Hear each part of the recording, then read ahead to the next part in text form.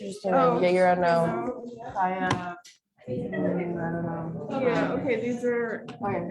There you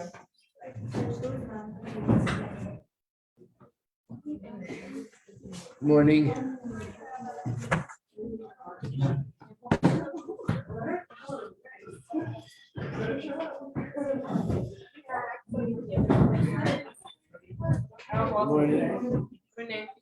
Morning. Yeah. This is, you'll find it. Yeah. Can I have the pen also?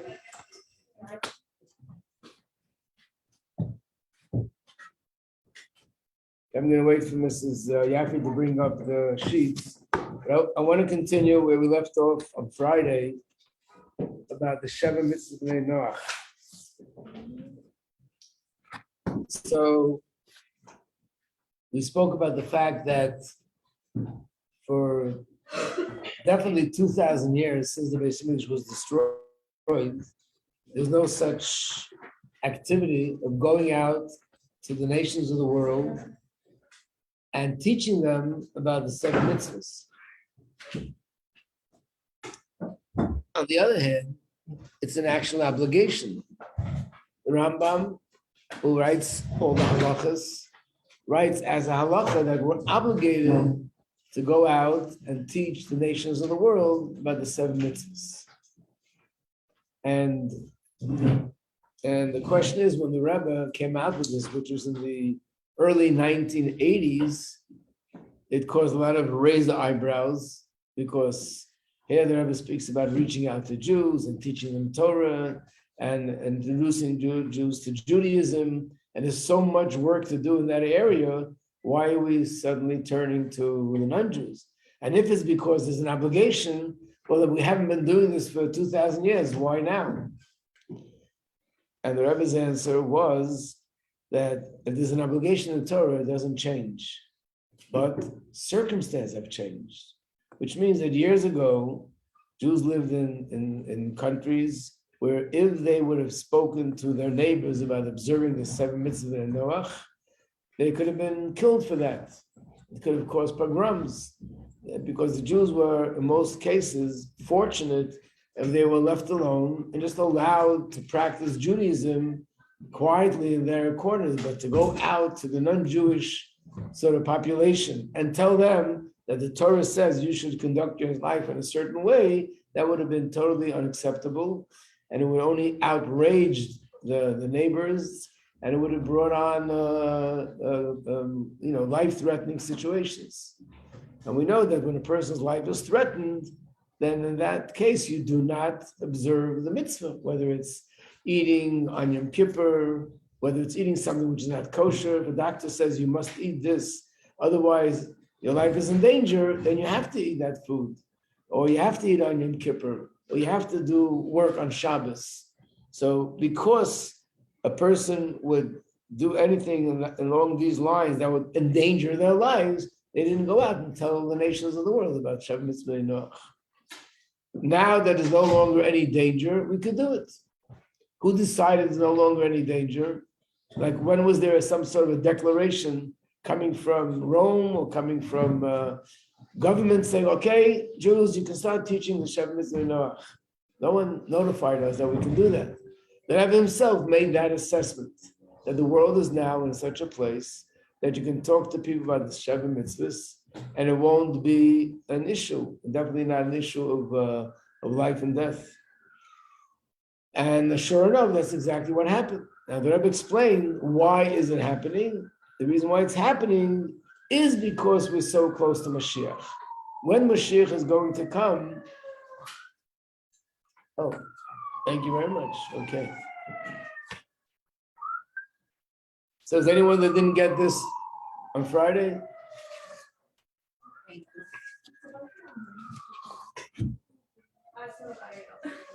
Is there anyone that got it? My whole stack is gone. So what happened? Yeah.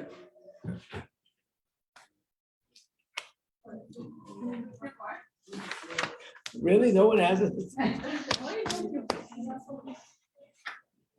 I was always suspicious that you might be eating paper for lunch. Wait, I have a question. If everything is good. I ate paper, would it be Adar I? Or would it be shabbat with like other things added into it? Yeah. No, because Yeah, but it's from the ground. you gave me the master copy again. Yeah. You gave me the master copy. Will you have a copy downstairs? It's in the computer. Okay. You need a master copy. Oh, you took it out of the file. So this is a master copy. Who else needs a copy? Who else needs a copy? Anybody else? Raise your hand. Oh, everybody has a copy. Okay. Thank you. So what's the bracha? Oh, we have to consult your local Orthodox rabbi. So what are you? I'm not a rabbi that gives halachic rulings. Okay. You're just here for vibes. Yeah.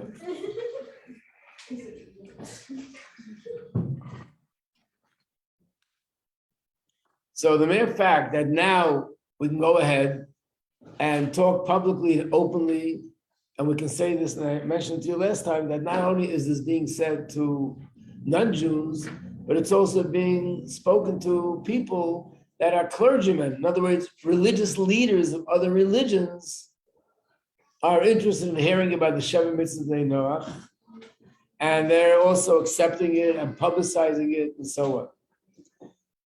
So I just want to read from here a few things. First of all, let's just go over briefly what are the Shabbat Mitzvahs. There's a lot of details to this, so this is not sufficient. In fact, there's a lot of talk about making some sort of a Shulchan Aruch. If you want non-Jews to keep the 7 mitzvahs, they also need a code of Jewish law. What do you follow? What are the details? So there's really a lot. Not so many people have sort of written books on the subject, but you'll see there are a few books that are mentioned there. If there's anyone that has an interest in it, you can look it up and see. But what does it say is like this. These are the 7 Noahide laws, and it's based on Gemara. It's found in the Gemara. One is carry out justice, which is an imperative to pursue and enforce social justice and a prohibition of any miscarriage of justice. So even though this is one of the 7, but you can imagine this is very all-encompassing.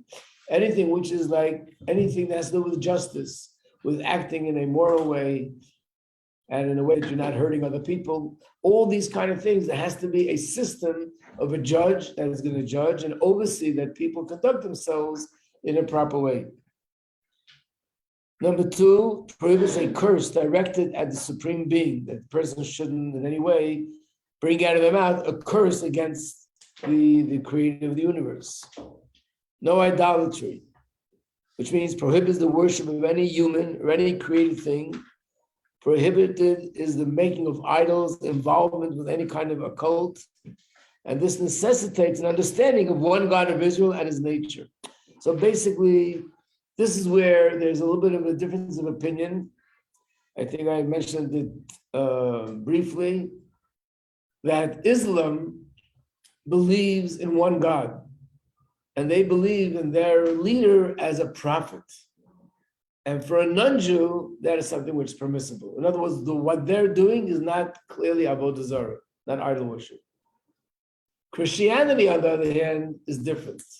And even Christianity, it's not 100% clear because within themselves, there's a lot of misunderstanding and a lot of confusion. So there are those that they actually also believe in one God, and their belief in their other things is not take away from the belief in one God. So it could be that there could also be belief in one God. But for the most part, most people believe that Christianity is directly avodah zarah. Yeah. What is justice for them? Like how we have the 613 like divided into like kind of like mishpatim and like tochim, and like would they just be following the mishpatim or like? Mishpatim. Generally speaking, for non-Jews, there's no chukim, there's mishpatim. And it's all about things that are moral and ethical. So let's say what the next thing is going to be that they're not allowed to steal. But then, is this considered stealing? Is that considered stealing? It was only a small amount of money. I did this. Just like in the courtroom, you have to judge. Does it belong to me? Does it belong to you? There's so many details in making these judgments. So it's like more than 7 because like they would just be doing all the right. Officially, it's 7, but each one of the 7 has so many branches and details and subdivisions. Yeah. Like if someone's not religious, and they don't, but they're not taking part in anything, and they really know what they believe in, or like they're not actively believing in something, is that like what category do they actively believe in God? If they don't actively believe in God, in other words, if you would ask them a question, do you believe in one God? And they say, I don't know. So they're not fulfilling that commandment. What happens if they fulfill these commandments? What happens? Yeah. Like what's the benefit to them? First of all, make Hashem very happy. And they're considered righteous Gentiles. And it says that they will, as a result of that, have Olam Haba. Some opinions even say Tchiyas HaMeisim. So it definitely puts them into, they're fulfilling their mission. And there's a much greater reward for someone like that. So even though, like, what if they're not exposed to, like, someone kind of educated on God? Like, a lot of people who aren't born into it from whatever, they're not exposed to it, so they don't have those same expectations. So is it the same for someone who isn't Jewish and doesn't have someone, like, kind of showing them, like, educating them on something? It probably is the same, yeah. In other words, he can't be held responsible if it was raised with other beliefs or not being told that we don't believe in God. Yeah. Rabbi Majeski, where is the point where we have to stop? Because there is an organization in Ukraine, and they started like with the 7 mitzvahs, and then they started to make like a huge organization. And now, like from that organization, like lots of people who want to like have a giur, and like where is the point like to stop and like understand that's it. The point is really depending on the person himself. In other words, let's say a person observes the 7 mitzvahs and feels fully satisfied spiritually by observing 7 mitzvahs. They don't feel a need to go further and take the next step. So that means that this is part of their mission in life. The fact that there are people, I remember we had a student here once that was observing 7 mitzvahs, and she came here because she wanted to learn more about it. And after being here for a while, she decided she wants to convert to Judaism. The mere fact that she has a desire that I'm not satisfied with the 7 mitzvahs, I want all 613, is a sign that she has something in her that's what's driving her to accept Yiddishkeit completely. So from my end, I'm supposed to educate the person who's not Jewish with the 7 mitzvahs. Torah does not push a non-Jew to go through the process completely. It has to come from them. If they want and they have a desire to do that, that usually is a sign that there's something in their neshama, and that's why they're driven to go to that stage. Yeah. Is there like a community for them? Because like, what community should they be in? Like, where should they be going to pray? Like, if there becomes like enough of these people, would there be like Noahide like shuls? I think there are some places. I remember reading an article, in fact, about Brazil that have a lot of Noahide law, people observing Noahide. Today, with the internet, what? Evangelical. Today, with the internet, a lot of people have a community, like a virtual community. They're in touch with each other, and they encourage each other and things like that. So I'm not sure what goes on. They're not. I wouldn't say. I want to bring another point. Even after the Rebbe spoke about this, it didn't mean that every Chabad shliach, instead of going to a let's say a mall and speaking to Jewish women about lighting candles, from now on I'm going to speak to the non-Jews about their mitzvahs. It means if an opportunity comes up, first of all, there are people that say that they're in touch with non-Jews anyway. They do business with them, they meet with them, and therefore, if you're interacting with someone who's not Jewish, why not do that? Talk to them about the 7 mitzvahs. That's number one. Number two, a lot of this was more on a more general level, which means speaking to clergymen, leaders of countries, leaders of communities. In fact, in America here, they had a proclamation. I think in this booklet it talks about it, where the president signed the proclamation calling everyone to follow the 7 Noahide laws. That's also something which is unprecedented. Like I told you, not only the non-Jews are not making pogroms, they're actually calling non-Jews are calling non-Jews to observe the 7 mitzvahs. So it was done more on that level, not because there's no doubt that generally speaking, we should be teaching our brothers, our sisters about Torah and about mitzvahs and everything else. But if an opportunity arises, like I said, if I'm working with someone and things like that, I remember there was a person that wrote an article that how did he become from, he went out with a business partner, not a partner, a business person he was doing a deal with, and out to a restaurant to eat. So the guy says to him, why are you eating it? This food isn't kosher. So he says, what do you know about kosher? He says, well, I'm not Jewish, but I keep the 7 or 8 laws. Why don't you keep your laws? Anyway, as a result of that, he got more involved in Yiddishkeit until he became from in the end. So the mere fact that it's spreading like this, and really tens of thousands of people that have taken this on, in itself shows where we've changed, where the world has changed. I heard Yeah. that for non-Jews, it's okay for them to believe in Hashem and something else. Is that true? Right. Have exactly that. There's a term that's used, it's called shituf, which means they believe in Hashem, and they also believe that there's other powers that are involved. But they definitely believe that Hashem is the sort of the power of all powers and the source of everything. Exactly what the other thing is and how, that's something very delicate you have to know. But it's only for non-Jews. A Jew is not allowed to believe in that either. Right. But for like non-Jews, like let's say Christians, that's probably very controversial. So that the controversy is also the Christians themselves. You stop them, say, what exactly do you believe? You might have different opinions because they're not themselves sure what they're supposed to be believing. Yeah, but they do say God and they say like Lord and stuff like that. Right. Well, who do they mean when they say? Do they mean a person or do they mean Hashem? They mean both.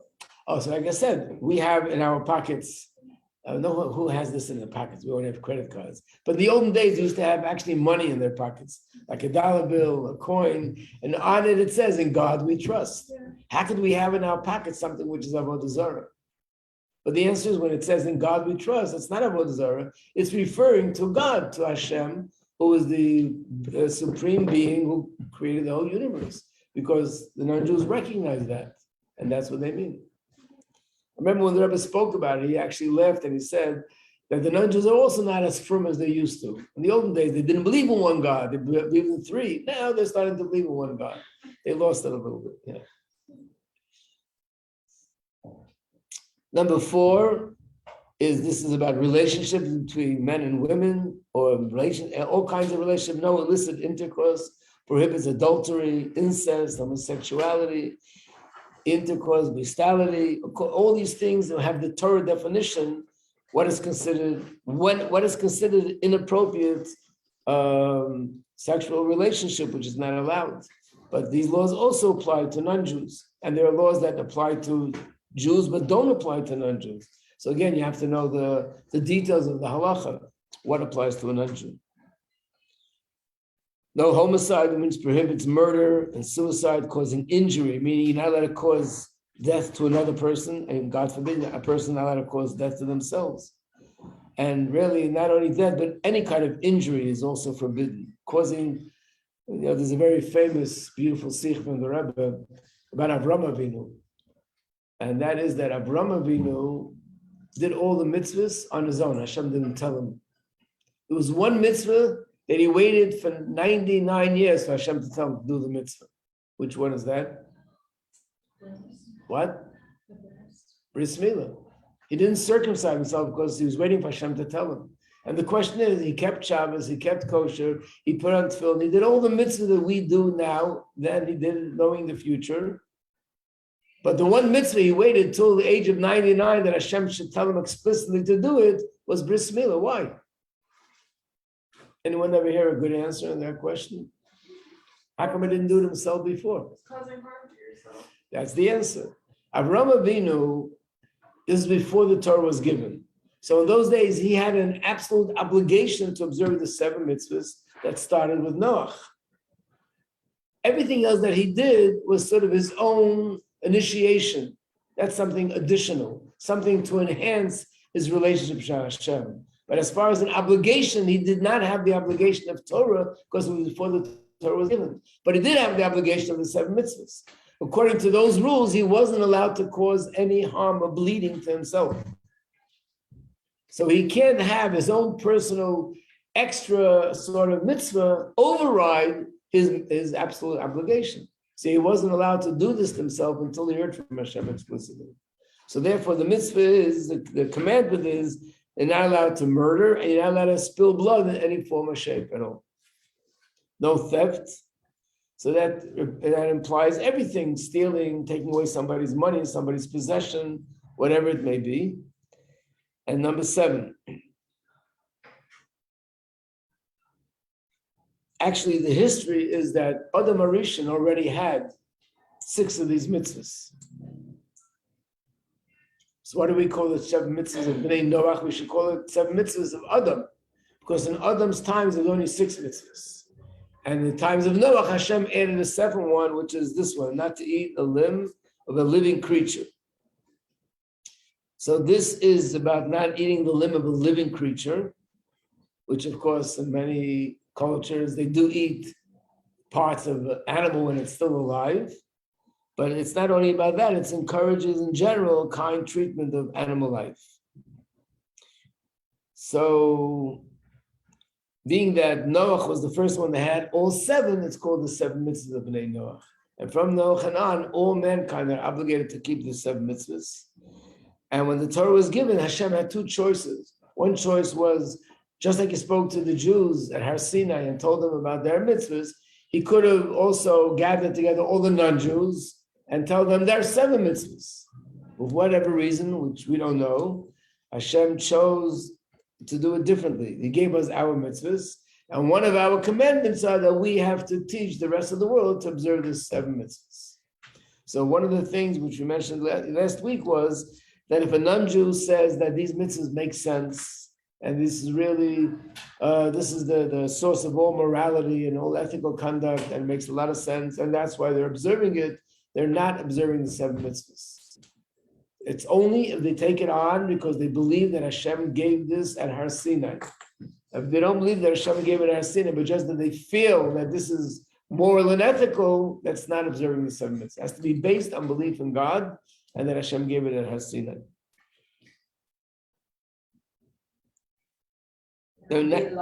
What? It can't be just based on logic, right? And naturally, everyone understands that if the whole world would follow these 7 mitzvahs, there wouldn't be any wars, and there wouldn't be all the craziness that goes on wouldn't happen because there'd be a so much happier world. But unfortunately, it's because people violate the 7 mitzvahs. Where's the source of this? Look at the next paragraph. The authority of these laws derives from the verse, and Hashem commanded upon man.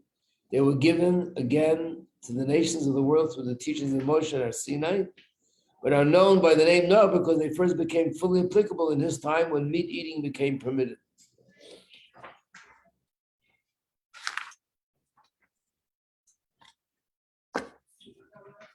Yeah.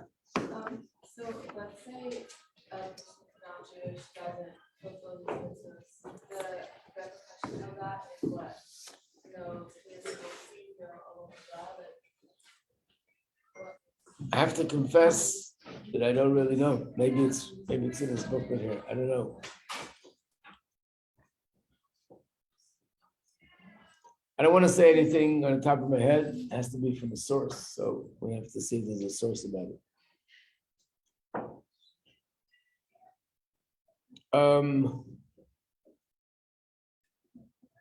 It's interesting to know, just in case you ever end up having some sort of conversation on the subject, is that, many people accuse Yidden, and they say that's the reason why there's so much anti-Semitism, because they're so arrogant, and they think that they're the chosen, and because they're so arrogant, that's why they're so hated.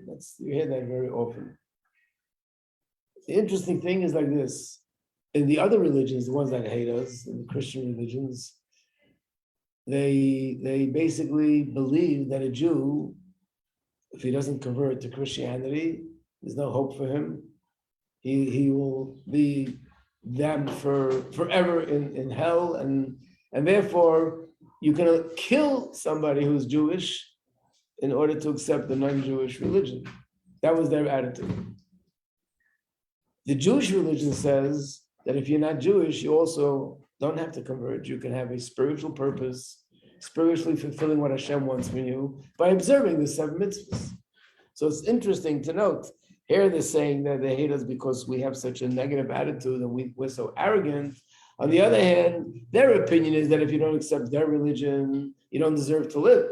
And our opinion is if you don't accept my religion, you have a spiritual purpose. You don't have to accept my religion. On the contrary, do what you do as who you are, observe the 7 mitzvahs, and you are fulfilling your purpose in the spiritual world, in the world spiritually, fulfilling what Hashem wants. I remember once actually speaking to a girl who converted to Christianity, a Jewish girl. I said the reason was because she couldn't stand the way Jews, she knew some Jews made fun of other people that are not Jewish. So I said, so you mean you don't like when some people make fun of other people? No, I don't like it. What about some people killing other people? How's that? Oh, she never heard that Jews were killed by non-Jews. So basically the idea is that it's interesting to know that from a Jewish perspective, from a Torah perspective, a non-Jew has a purpose which he has to fulfill in this world, a spiritual purpose without being Jewish. And it says in Pirkei Avos that all mankind, Jews and non-Jews, were all created in the image of Hashem. So we have a purpose and they have a purpose. And basically, if we would observe our purpose by keeping our mitzvahs, and they observe their purpose by doing their mitzvahs, we have this perfect world. But how, for instance, Christianity, they have an idolatry. All of them have idolatry. So I'm saying, if they believe in It's enough. If they believe in one God, if they believe in one God they and believe on other things.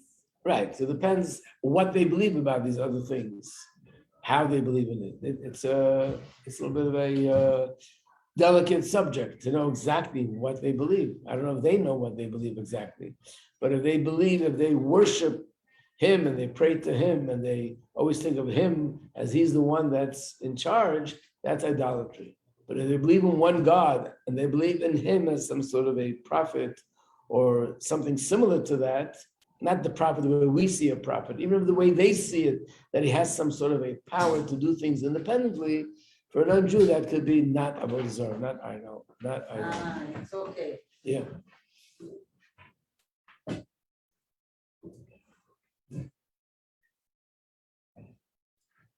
Now there's a pasuk which is related to the 7 mitzvahs, and that's on, there's no page numbers here. So turn the page on top says, they shall pray to you, only in you is God and there is no other God. You see that page? It's a copy of that page in Yeshayahu, one of the prophets. And look at number 18, verse 18. And it says, for so said the Lord, said Hashem, the creator of heaven, who is God, who formed the earth, and he made it, he established it. He did not create it for a waste.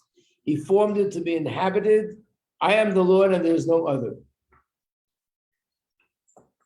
Just to explain, these words, in a sense, define the 7 mitzvahs. That the 7 mitzvahs is to make the world a place which is inhabited, stable, safe, and a world with a purpose. And that's accomplished for keeping the 7 mitzvahs. Without the 7 mitzvahs, it's chaos. In order for the world to be an established world, an inhabited world, that people are safe and everyone can do their thing, it has to be the 7 mitzvahs. I mean, one of the ways of explaining it is like this. What is the 2 different missions? I guess it's also based on the question that one of the things that a non-Jew is not allowed to do is keep Shabbos. What's the deeper reason for that? So one of the ways of explaining it is like this. We know that the purpose of creation is Hashem created a world, which is a physical world. In addition to all the spiritual worlds, he created this physical world in order we should transform it and make it into a dwelling place for Hashem. Which means that the world is a physical world and otherwise it's a stable, solid world. And in this world, we have to bring a higher presence of Hashem. Think of it a little bit like this. When Hashem created the first man, Adam, it says Hashem formed him and created him from the earth. So there was a man with head and eyes and hands and feet, all the organs, all the limbs, all the veins, everything was there. And then Hashem blew into him a breath of life. So there was the body, then there was the soul. Or another example, when the Jewish people built the Mishkan, when they built the sanctuary, it says first they had to set everything up. They put up the walls, they had the roof, they had the curtains, they had the table, they had the Mizbeach, they had the Aron, and they had everything set up, but the Shekhinah didn't come down yet. So it was all set. And how do you bring down the Shekhinah? So it says that they said a certain prayer, and after that, Hashem's presence came down into the Mishkan. So the Mishkan was like the body, and it's all set for this presence of Shekhinah, but it didn't come down until they did another prayer, and that brought the Shekhinah's presence into the Mishkan.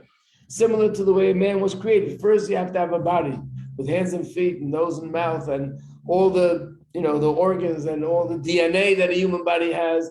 And then in that body, when that's appropriate, all set up, Hashem put a soul into the body. So in a certain sense, this is our responsibility in this world. Hashem wants us to have a world, a Gashmistic world, that's solid and stable. And in this world, which in itself is solid and stable, to bring some sort of a higher spiritual presence, which would be like the neshama of the world, so to speak. So for us, it means during the week, we're establishing the world. We're going to do business, we work in the field, we build homes. This is all establishing to have a solid, stable, established world. Shabbos, which is a holy day, or Yom Tov, which is a holy day, Rosh Hashanah, Yom Kippur, these are the days that a higher presence of Shekhinah comes into the world. So we have both. The holy days is to bring that higher presence of Shekhinah, and the weekdays is to establish the world itself, like to build the body of the world. You follow? So on a larger scale, in a certain sense, this is the difference between our mission and the mission of the nations of the world. The nations of the world, their mission is to fulfill this verse, that the world was not created to be a waste, but should be inhabited and should be an established world. And to be an established world, you believe in one God, there's no stealing, and there's no killing, and there's justice, and so on and so forth. That's a solid, stable, established world. And then we have a responsibility beyond that to bring that higher godly presence into the established world. And for that reason, we will give them more mitzvahs. That helps bring in a higher presence of Shekhinah into the world. In fact, and this will explain why a non-Jew is not allowed to keep Shabbos. When you look at it on the surface, it says Shabbos is a gift for the Yidden, and therefore it's inappropriate for anyone else to be observing Shabbos. But this is the deeper reason, because we have to do our job, and the nations of the world have to do their job. For example, in the Beis HaMikdash, the Kohanim had things that they needed to do, and the Levites had things that they needed to do. What would happen if a Kohen did what the Levi is supposed to do, or a Levi did what a Kohen is supposed to do? It says that what they do becomes invalid, and in some cases can be punishable by very severe punishment. Why? Because the Kohanim have their mission, and they were created to do certain things, and the Levites have their mission. In fact, they both come from the same tribe, the tribe of Levi, but they're Kohanim, they're Levim. What makes the difference? Everybody knows. If they're the same tribe, then who's a Kohen, who's not a Kohen? What? Right, if you're a descendant of Aaron, then you're a Kohen. If you're a descendant from anybody else of the tribe of Levi other than Aaron, then you're a Levi. So these are all Jews, all from the tribe of Levi, but yet they have different missions. His mission is to be a Kohen, do what a Kohen does. His mission is singing the songs, being in charge of the gates, other things, which is what a Levi does, and they weren't allowed to exchange. So therefore, if an unju would keep Shabbos, which means instead of doing his job, which is to establish the world, he's abandoning that responsibility and doing something else, which is not his mission. That mission is given to the Yidden. And together, if they do their job, but we do our job, you have a solid body and a solid soul in the whole world. So that's the point of the two kinds of mitzvahs. There's a big discussion. What if a non-Jew decides that he wants to have Shabbos also? Not on Shabbos, and a different day of the week. They do, they have Sunday, no? Yeah, not like Shabbos, they don't go to work, but they do everything else. Yeah, no, of course. The question is, what if they? All the rules of. Yeah, the question is, could they take a day and make it like Shabbos? There's a discussion in the authorities of halacha, what could be the one that could be done.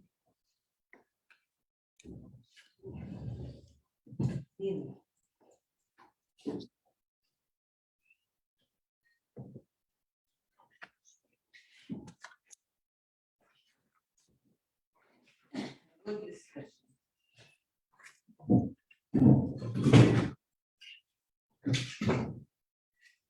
So I guess the difference would be, if you go into a taxi and the taxi driver starts talking to you about, something about Hashem or God, about the Mitzvahs. Maybe years ago, you would just say, let's change the subject. And today, the appropriate thing would be to tell them about the Shabbat Mitzvahs. A lot of people carry around the cards with them. Or you do a Mitzvahs, you stop somebody and say, are you Jewish? So some people get upset. And some people say, no, but can I help in any way? And then you tell them, here's the Shabbat Mitzvah. So again, the objective of Mitzvahs, definitely priority is definitely for us to reach out to other Jews. But if I have the opportunity to interact with somebody who's not Jewish, and they might show an interest, then I could tell them about the Shabbat Mitzvahs. You have to be equipped. You have to have the cards with you. You have to have a little bit basic knowledge. And today, I guess it's even good enough to say to somebody, there's a 7 mitzvah they know. If you want to know more information, you can go online and look at this and this site. Anybody know what site? But probably you just put in 7 Ohio laws, I'm sure it'll come up. Something will come up. Rabbi Majeski, Mhm. I was hearing you on Zoom before. Were you saying that, so when do non-Jews take their time for rest? Like when, where's the allowance for that? Sunday. They can take rest any day. Just not on Shabbos? No, it's not just on Shabbos. If they rest on Shabbos, it's also good. But not the way we observe Shabbos. In other words, what is Shabbos? It's not just a day we rest. Shabbos is a day that we remove ourselves. Remember I said, if you were listening, I said that we ourselves have these 2 parts of our Avodah. During the week, we're involved with the body of the world, more or less. We're in the field, we're plowing, we're working, we're dealing with money. And on Shabbos, that's when we bring the neshama of the world into the world. So in a sense, what happens on Shabbos is we're not allowed to deal with all these material things on Shabbos. And we're only dealing with spirituality. So if an unju rests on Shabbos the way they normally rest, which means, okay, I'm not going to work, but I'm doing everything else. I don't think that's the issue. The issue is if an unju will actually observe Shabbos, I'm not handling money. I'm not going to use, not going to light a fire. I'm not going to do the material, physical activity that I do during the week. So for an unju, that's not his shlichus. He should be doing all the things that he does 6 days a week on Shabbos as well. Because when he does his shlichus properly and we do our shlichus properly, together we have the complete job. So by doing that, he's sort of abandoning what his mission is. So I think it's only if they observe Shabbos the way we observe Shabbos. And were you also saying that the non-Jews are like the body of the world and the Jews are like the soul of the world? Their mission is to establish the body of the world. The non-Jewish mission is the body. Right. It's everybody's mission, our mission too. But if we want to sort of break it up in a more general way, in a more global way, the general mission of the non-Jews is to establish the body of the world. And the general mission of the Jews is to bring in this body a higher presence of Shekhinah. So that's why they have 7 mitzvahs, and we have more because we have a much bigger avodah to do to bring that godly presence into the world.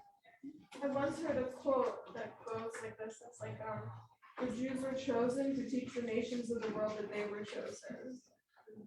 Have you ever heard that quote? No? Oh, I think it was like, It is even a question, is it true? Are we supposed to teach them that we were chosen? Is that what we're supposed to teach them? Or we're supposed to teach them that they have them that they mitzvahs? were chosen, not that we were chosen. Oh, that they were chosen? Yeah. For the 7 laws? No, it's just a quote I heard. Okay, it's good to see a source and to know where it's coming from. Because sometimes you hear things hearsay and it's not, it's not accurate. Like somebody said, No, it wasn't like a Torah quote, it was like a quote from a person. oh, okay, that could be. You know how somebody once said that he walked over to his friend and said, I heard that you won the $5 million lottery. Whoa. First of all, it wasn't me, it was my cousin. And second of all, it wasn't $5 million lottery. It was a free subscription to the Times Magazine. So that's how rumors go. Okay. To be continued. How did you know what I was going to say? Rabbi, I know a thing or two, because I've seen a thing or two. Have you? No. I've seen nothing in my life ever. Dang it! How we have. You like those skills I pulled up last night? I'm like, ooh, I remember you were doing that. I'm like, ooh, girl. Very sensitive. Okay, guys, I need you to pass it. Well, I'm giving you the contact. Thank you, sir. So Many other not so good with feeling. Yeah. One mission. I didn't know you were up to yours or Good this job. Yeah. No, guys, why are you just running outside of the door? make your coffee back. I was coming back.